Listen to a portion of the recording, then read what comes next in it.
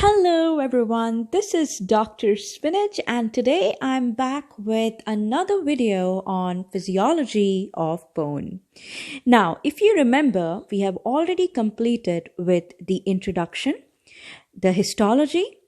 The third video was about the structure and the fourth video was about the functions of the bone.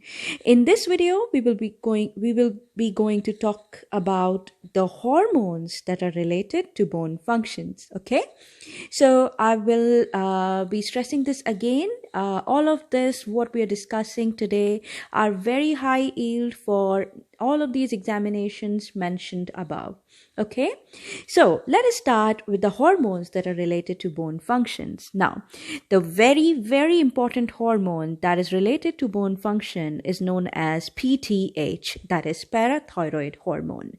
Now, where does parathyroid hormone come from?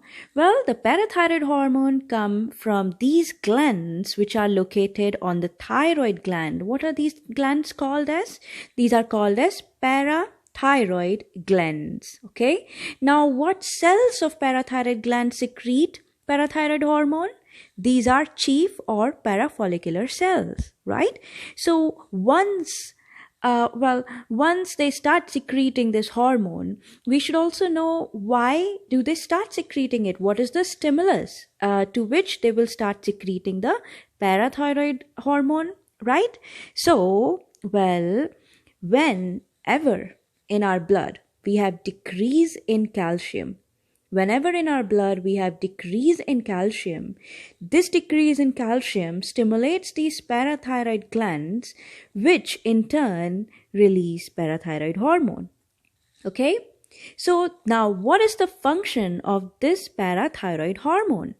So let us see, what does this parathyroid hormone do?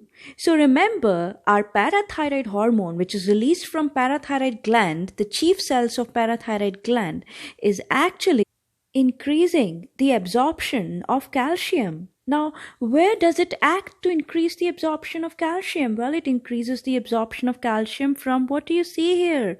From intestine. Where else? From kidneys. Where else does it bring the calcium from? Well, from the bones. So, what does it do here? Now, well, parathyroid hormone have some receptors on kidneys. Okay, so it acts on kidneys and does two things. So let's talk about the first thing that it does.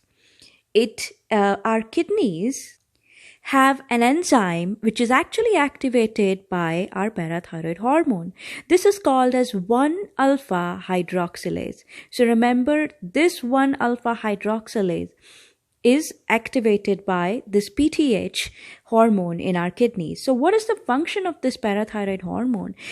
This 1-alpha hydroxylase enzyme, this 1-alpha hydroxylase actually converts the inactivated form of vitamin D to activated form. So from vitamin D to vitamin D3 is converted by this hormone here. Okay, now once this vitamin D3 is released or vitamin D is activated, then this vitamin D acts on this part of intestine. What is this part of intestine? This is duodenum, right? Now it starts the absorption of calcium from the meal we have taken from the duodenum of our gut. Now once the calcium absorption starts, calcium in our blood increases. With increase in serum calcium, it gives a negative feedback to PTH, and therefore the PTH secretion decreases. Okay, so what is the next thing that that PTH does on kidneys? Well, it increases the calcium reabsorption from kidneys, and whenever the calcium is reabsorbed, phosphate is excreted. So if you have one molecule of calcium, you will have to excrete a molecule of phosphate. So molecules of phosphate. So phosphate is excreted, right? So what will happen in the blood? Well, calcium will increase and phosphate will decrease in the blood, right? Okay, and what is the final thing that it does? Well, the final thing that it does is it acts on bones. So, if you remember, we have some cells inside the bones. These are osteoblasts, osteoclasts, and osteocytes. So, our PTH only has receptors on these osteoblasts. So, these green color ones are the receptors that are present on the osteoblasts. And this red is what? The PTH hormone. So PTH goes and attaches to these receptors and then makes osteoblasts release something called as rank ligand. So rank ligand is released. These yellow colors are the rank ligands that are released from osteoblasts. And what do these rank ligands do? These rank ligands actually go and attach to the osteoclast. So you can see these triangular shaped receptors are present for rank ligand, but they are not present for PTH hormone. So when osteoblasts release this rankel, they go and get attached to this receptor. This receptor is known as rank receptor, and these are the rank ligands that get attached to these receptors. Once they get attached to these receptors, it increases the activity of osteoclasts and proliferation of osteoclasts. And when we have too many osteoclasts, what happens? What are the functions of osteoclasts? If you remember, it increases the resorption of bone. This is all what we studied in histology of the bone. So if you don't know all of this, you can go back and check those videos. So resorption of bone. With increase in resorption of bone, what will happen? This will increase the calcium levels in the blood, right? And once the calcium levels are increased in the blood, what will happen? It will give the negative feedback to PTH hormone. Okay? And once the resorption of bone increases, now osteoblasts who get activated? Osteoblasts get activated. Now what do these osteoblasts do? These increase the formation of bone, So if you remember, what is the marker of bone formation? ALP. So if there is increase in formation of bone, what will happen? This will increase the ALP, increase the alkaline phosphatase in the blood. Okay. So with decrease in calcium and increase in PTH activation or release, then we also will have increase in ALP. So this is all about the physiology. So what is the function of PTH, right? We have covered endocrinology in orthopaedics as well. So now let's talk about something else, that is hyperparathyroidism. What? Hyperparathyroidism. So I'll be very quick with this because we are running out of time. So PTH, there are primary, secondary and tertiary, but we are going to only discuss primary and secondary. So primary PTH is what? Primary PTH is when you have some problem in this gland itself. Let's say, there is some cancer in this gland or some benign adenoma in this gland. So with increase in cells in this gland, what will happen? They will increase the PTH, right? So this PTH is not because of decreased calcium or a secondary any other cause. It is because of the increase in the activity of the cells in the parathyroid gland itself, right? Now, what is secondary PTH or secondary hyperparathyroidism? Well, PTH rises due to secondary causes. So what is the stimulant for PTH? If you remember, what stimulates PTH release from these glands? This is decrease in calcium. What is it? Decrease in calcium. So decrease in calcium could be because of what causes? What are the causes of decrease in calcium? It could be because of hypocalcemia, and hypocalcemia will be because, for example, because of vitamin D deficiency, right? So in children, this vitamin D deficiency is known as what? It is known as rickets, and in the adults, it is known as osteomalacia. So hypocalcemia due to the vitamin D deficiency, or if you have any kidney problems, so chronic kidney diseases can also lead to decrease in calcium. Why chronic kidney diseases can lead to decrease in calcium? Well, it is because, when there is chronic kidney disease, what will happen? Kidneys are non-functioning. When kidneys are non-functioning, if you remember, and we go back to this diagram here, Kidneys have what? This enzyme, if you remember. What is this enzyme? 1-alpha hydroxylase. Now, if kidneys are non-functioning, this enzyme won't be there and won't be activated, which will lead to decrease in activation of vitamin D3 and therefore decrease in calcium absorption, right? And what is the next thing that will happen?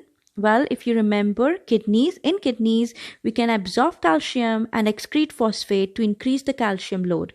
But if we don't have, if our kidneys are non-functioning, what will happen is calcium reabsorption will not take place and phosphate excretion will not take place. What will this lead to? This will lead to decrease in calcium and this will lead to increase in phosphate amount, right? So this will also not work. So this will decrease calcium via vitamin D, right? Now with all of this decrease in calcium, what will happen? Parathyroid hormone will be activated. So this is what? This is secondary activation of parathyroid hormone. So this is secondary hyperparathyroidism. So this will increase the PTH, right? With increase in PTH, it will try to again stimulate kidneys, but kidneys are non-functioning. So these pathways will be non-functioning, right? So what is the only pathway that is left is bones to increase the calcium in our blood. So what will happen? PTH will again go and bind to osteoblasts. If you remember, from osteoblasts, it will release what? Rank ligand, right? This rank ligand will actually go and attach on the receptors of osteoclasts, which is called as rank receptors, right? Now this will stimulate the osteoclasts and increase the resorption of bone. What will happen? Increase the resorption of bone. And with resorption of bone, more bone formation will take place, which will lead to increase in ALP, right?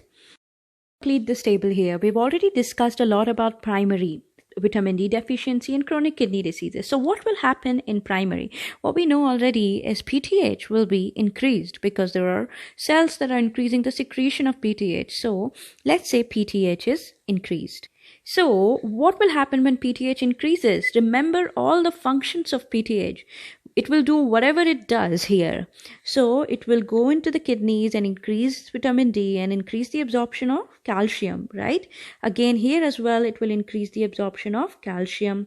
And what will happen to the bones? It will increase the osteoblastic activity and therefore lead to increase in ALP, if you remember, right? So everything will increase.